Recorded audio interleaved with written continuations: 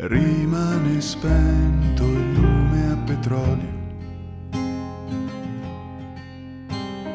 nel caminetto, la legna non arde, non più anima viva nell'antica osteria. Scende presto la notte a novembre in Val d'Assa. Camminavo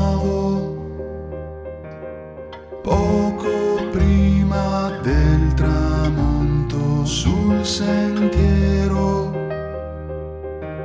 tra larici ed abeti,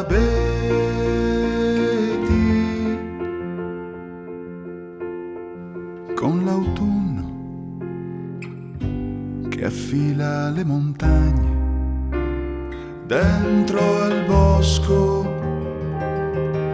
stanno ancora le ferite della guerra del 15-18, coperte dal muschio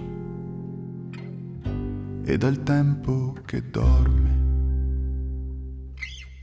Ma all'improvviso senti una voce e i tronchi d'intorno si facevan già neri.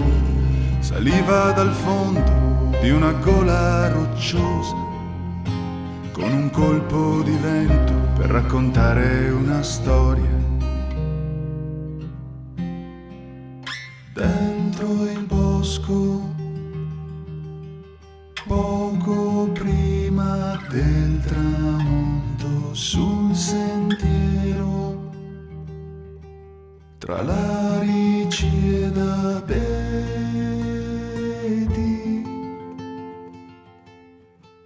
con un lamento parlò il povero alpino. Sono morto sul confine dell'Italia, pronunciando il nome del mio amore. È una maledizione.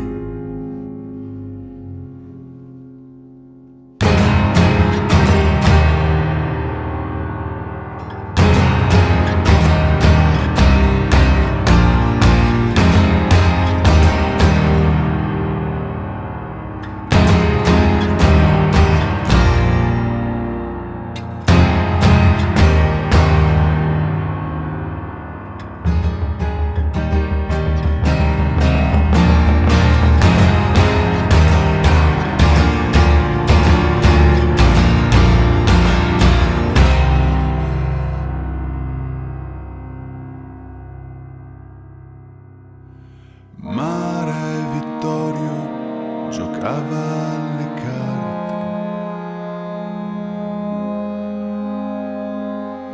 In una partita che non avrà mai fine,